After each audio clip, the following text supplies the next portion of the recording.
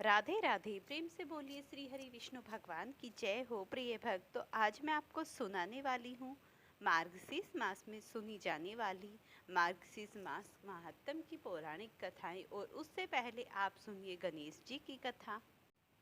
एक समय की बात है, गणेश जी महाराज एक सेठ जी के खेत में जा रहे थे, तो उन्होंने वहां से 12 दाने अनाज के तोड़ लिए। फिर गणेश जी के मन में पछतावा हुआ कि मैंने तो सेठ जी के यहाँ चोरी कर ली। तो गणेश जी ने 12 साल की नौकरी करने का उसके यहाँ पर निश्चय किया। एक दिन सेठ जी राख में हाथ धोने लगे तो गणेश जी ने सेठानी का हाथ पकड़ लिया, मिट्टी का हाथ धुला दिया। सेठानी सेठ जी से बोली कि हे सेठ, तुमने ये कैसा नौकर पकड़ लिया। गणेश जी बोले कि मैंने तो एक सीख की बात बताई है। राख से हाथ धोने से घर की लक्ष्मी नाराज होकर घर से चली जाती है, मिट्टी से हाथ धोने से आती है। गणेश जी ने सोचा कि यह तो सच्चा है। थोड़े दिनों बाद कुंभ का मेला आया। सेठ जी ने कहा, गणेश, सेठानी का कुंभ के मेले में स्नान करा के ले आओ। सेठानी किनारे पर बैठकर नहा रही थी, तो गणेश जी ने उसका हाथ पकड़कर आगे डुबकी लगवा लाई। घर आकर सेठानी ने सेठ से कहा, गणेश तो मेरी इज्जत ही नहीं रखी और इसने तो सारे आदमियों के बीच में मुझे घसीट कर आगे पानी में ले गए। तब सेठ ने गणेश जी को पूछा कि ऐसा क्यों किया। तो गणेश जी ने कहा कि सेठानी किनारे बैठकर गंदे पानी में नहा रही थी, तो मैंने आगे अच्छे पानी में डुबकी लगवा कर ले आया। इससे अगले जन्म में बहुत बड़े राजा और राजपाट मिलेगा। सेठ जी ने सोचा कि गणेश जी है तो सच्चा है। एक दिन घर में पूजा पाठ हो रही थी, हवन हो रहा था। सेठ जी ने गणेश को कहा कि जाओ सेठानी को बुला कर ले आओ। गणेश सेठानी को बुलाने गया तो सेठानी काली चुनरी ओढ़ कर चलने लगी। तो सेठ जी ने गणेश जी ने जाकर काली चुनरी फाड़ दी और कहा कि लाल चुनरी ओढ़ के चलो।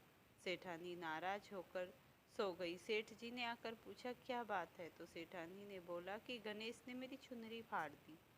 सेठ जी ने गणेश को बुलाकर बहुत डांटा और कहा, तुम बहुत बदमाशी करते हो। तो गणेश जी ने कहा, पूजा पाठ में काला वस्त्र नहीं पहनते हैं, इसीलिए मैंने लाल वस्त्र पहनने के लिए कहा। काला वस्त्र पहनने से कोई भी शुभ काम सफल नहीं होता है। फिर सेठानी ने सोचा कि गणेश है तो समझदार है। एक दिन सेठ जी पूजा करने लगे तो पंडित जी ने बोला कि वो गणेश जी की मूर्ति लाना भूल गया। अब क्या करें। गणेश जी ने बोला कि मेरे को ही मूर्ति बनाकर विराजमान कर लो, आपके सारे काम सफल हो जाएंगे। यह बात सुनकर सेठ जी को भी बहुत गुस्सा आया। वो बोला कि तुम तो अब तक सेठानी से ही मजाक करते थे, मेरे से भी करने लग गए। गणेश जी ने कहा, मैं मजाक नहीं कर रहा हूँ, मैं सच बात कह रहा हूँ। इतने में ही गणेश जी का रूप धारण कर लिया। सेठ और सेठानी ने गणेश जी की पूजा की। पूजा खत्म होते ही गणेश जी अंतर्ध्यान हो गए। सेठ सेठानी को बड़ा दुख हुआ। उन्होंने कहा कि हमारे पास तो गणेश जी रहते थे और हमने उनसे इतने काम कराया। गणेश जी ने सपने में आकर सेठ जी को कहा कि आप मेरे खेत में से मैंने 12 दाने अनाज के तोड़े थे, उसी का दोष उतारने के लिए मैंने आपके यहाँ काम किया। सेठ जी ने करोड़ों की माया हो गई। हे गणेश जी महाराज, जैसे सेठानी को दिया वैसे सबको देना। कहते हैं कि जो भी सुनता है परिवार में उसके सब विघ्न दूर हो जाते, क्योंकि गणेश जी महाराज की कृपा से समस्त प्रकार की विपत्तियां खत्म हो जाती हैं। तो प्रेम से बोलिए गणेश जी भगवान की जय हो। अब आप प्रिय भक्तों, अब आप नित्य नेम की कथा में सीता माता की पौराणिक कथा सुनिए। एक बार सीता माता कहती है कि इसे श्री राम कथा को सुना करते थे। एक दिन श्री राम भगवान को किसी काम के लिए बाहर जाना पड़ गया, तो सीता माता कहने लगी, भगवान, मेरा तो 12 वर्ष का नित्य नेम है, अब आप बाहर जाएंगे तो मैं अपना नित्य नेम की कथा किसे सुनाऊंगी। और श्री राम ने कहा कि तुम कुएं की पाल पर जाकर बैठ जाना और वहां जो भी औरतें आएं उन्हें पानी भरने आएंगी, उन्हें अपनी कथा सुना देना। सीता माता कुएं की पाल पर जाकर बैठ जाती है। एक स्त्री आई, उसने रेशम की जरी की साड़ी पहन रखी थी और सोने का घड़ा ले रखा था। सीता माता उसे देख कहती है कि बहन, मेरी 12 वर्ष की नितनेम की कथा सुन लो। पर वह स्त्री बोली, मैं तुम्हारा नितनेम सुनूंगी तो मुझे घर जाने में देर हो जाएगी और मेरी सास मुझसे लड़ेगी। उसकी कहानी नहीं सुनी और वह चली गई। उसकी रेशम जरी की साड़ी फट गई, सोने का घड़ा मिट्टी के घड़े में बदल गया। सास ने देखा तो पूछा कि यह किस दोष के कारण सर लेकर आई है। बहू ने कहा, कुएं पर एक औरत बैठी थी, उसकी कहानी सुनने के लिए कहा तो मैंने उसकी नित्यनेम की कथा नहीं सुनी। उसकी कथा ना सुनने से मेरी रेशम की साड़ी फट गई और सोने का घड़ा मिट्टी के घड़े में बदल गया। सास ने देखा, पूछा कि ये किस दोष के कारण हुआ और क्या लेकर आई, तो बहू ने ये सारा वृतांत बताया। बहू की बात सुनकर अगले दिन वही साड़ी और घड़ा लेकर सास कुएं की पाल पर गई। सास को वहीं माता सीता बैठी मिली तो सीता माता ने कहा कि बहन, मेरी कहानी सुन लीजिए। सास बोली, एक बार छोड़, मैं तो 4 बार कहानी सुन लूंगी। इस तरीके से सीता माता कहने लगी, राम आए लखन आए, आए देश के पुजारी, नित नेम नेम ले आओ बैठो राम बैठो, तपी रसोई जियो राम, माखन मिश्री खाओ राम, दूध बतासे पियो राम, सूत के पल को बैठो राम, साल दुसाला पाठो राम, साल दुसाला ओढ़ो राम, जब बोलूं तब राम ही राम, राम सवारे सबके काम, खाली घर भंडार भरेंगे, सबका बेड़ा पार करेंगे, जय श्री राम जय श्री राम, राम राम जय जय राम। सास बोली कि बहन, कहानी तो बहुत अच्छी लगी। कहानी सुनकर सास घर गई और उसकी साड़ी फिर से रेशम की जरी की बन गई, मिट्टी का घड़ा फिर सोने के घड़े में बदल गया।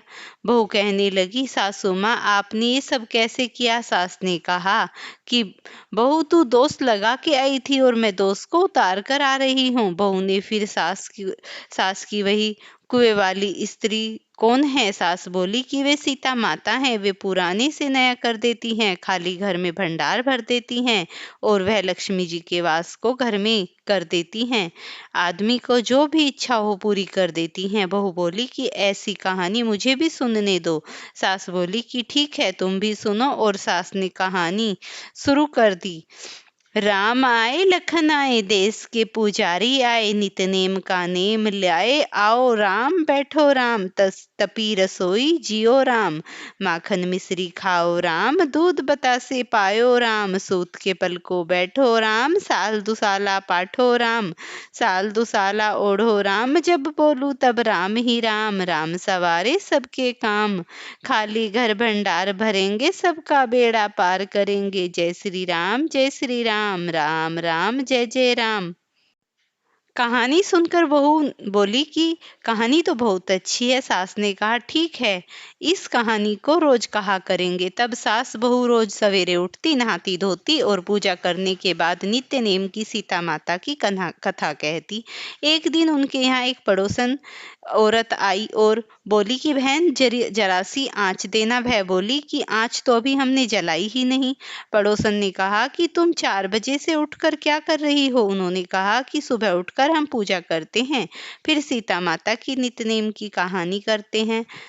पड़ोसन ने उनकी बात सुनकर फिर कहा, सीता माता की कहानी कहने से तुम्हें क्या मिलेगा? वो बोली कि इनकी कहानी कहने से घर में भंडारे भर जाएंगे, सारे काम सिद्ध हो जाएंगे, मन की इच्छा पूरी होती है। पड़ोसन कहती है कि बहन, ऐसी कहानी तो मुझे भी सुना दो। वह बोली, ठीक है, तुम भी यह कहानी सुन लो।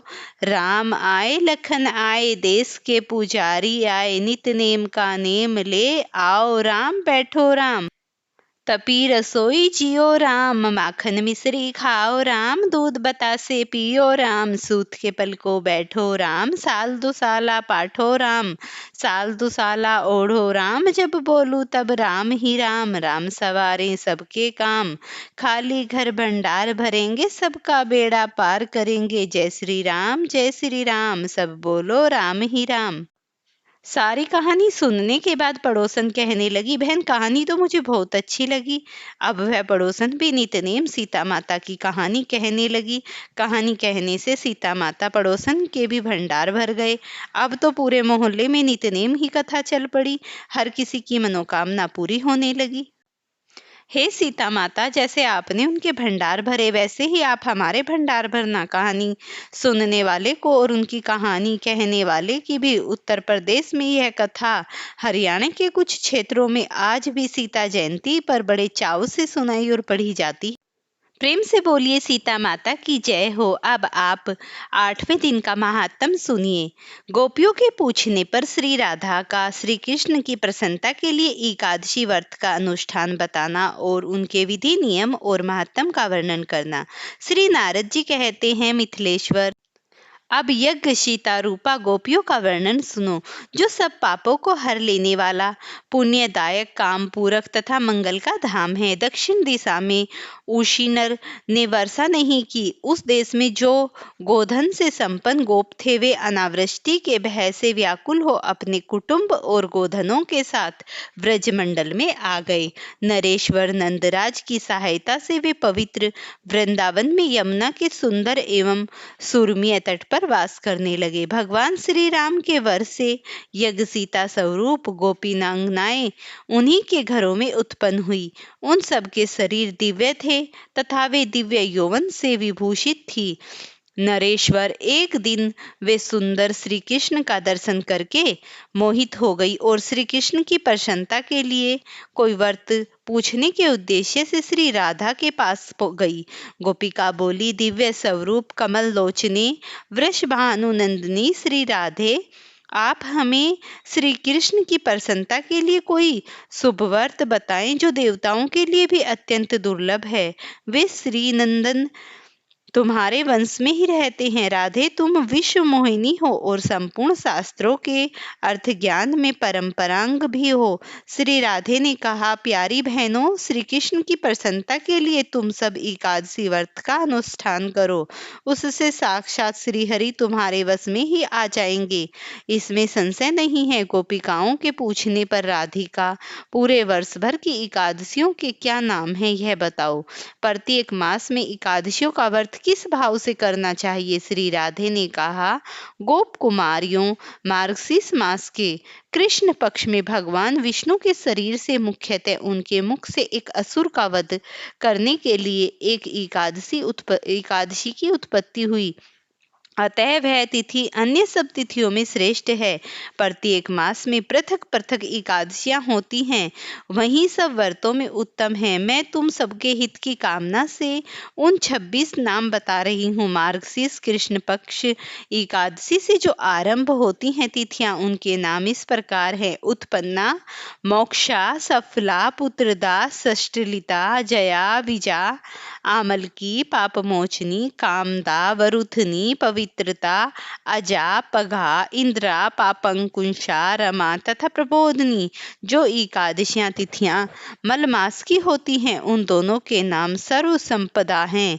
जो इस प्रकार से एकादशियों की 26 नामों का पाठ करता है, वह भी वर्ष भर की द्वादशी तिथियों के व्रत का फल पा लेता है। व्रजनांगनाओं, अब एकादशी व्रत के नियम सुनो। मनुष्य को चाहिए कि वह दशमी को एक ही समय भोजन करे और रात में जितेंद्रिया रहकर भूमि पर शयन करे।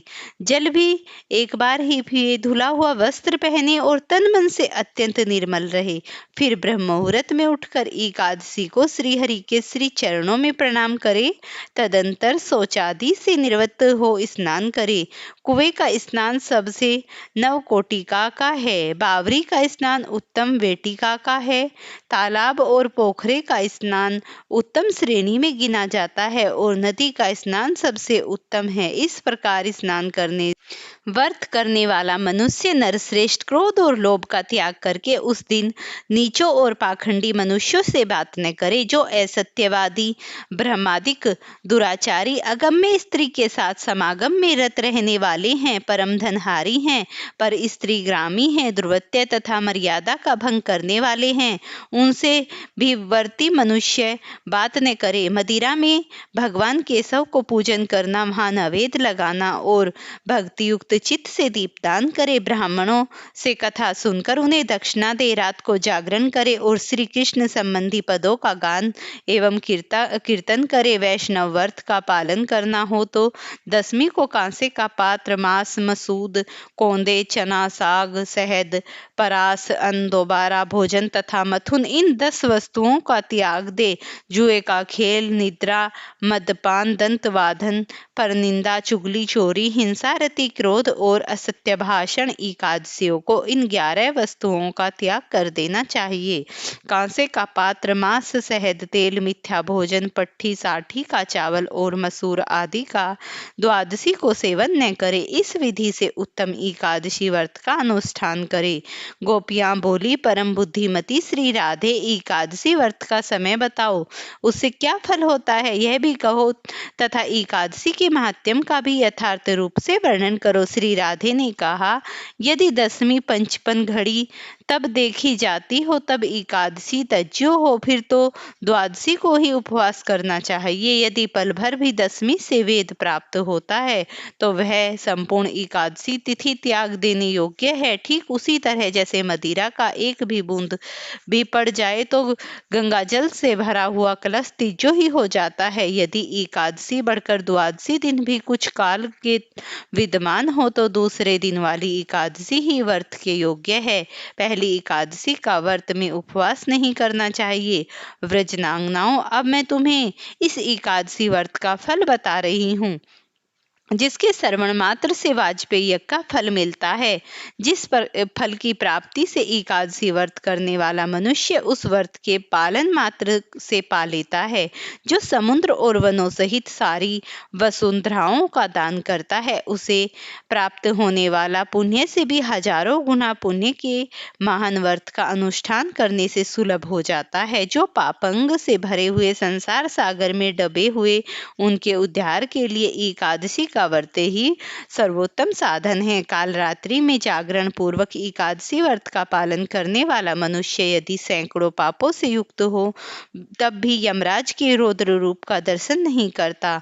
जो द्वादशी को तुलसी दल से भक्ति पूर्वक श्रीहरि का पूजन करता है, वह जल से कमल पत्र की भांति पाप से लिप्त सहस्त्र अश्वमेध तथा सैकड़ों राजसू यज्ञ भी एकादशी के उपवास की 16वीं कला के बराबर नहीं होते। एकादशी का व्रत करने वाला मनुष्य मातृकुल की 10 पितृ की 10 तथा पत्नी के 10 कुलों की पीढ़ियों का उद्धार कर देता है। जैसे शुक्ल पक्ष की एकादशी है, वैसे ही कृष्ण पक्ष की दोनों का एक समान फल है। दुधारू गायें जैसे सफेद वैसी काली दूध देने वाली एक सी होती हैं। गोपियों, मेरू और मथिराचल के बराबर बड़े बड़े 100 जन्मों के पाप एक और एक एकादशी का व्रत दूसरी ओर उन पर्वतोपम पापों को उसी प्रकार जलाकर भस्म कर देती हैं जैसे आग की चिंगारी रुई के ढेर को दग्ध कर देती है।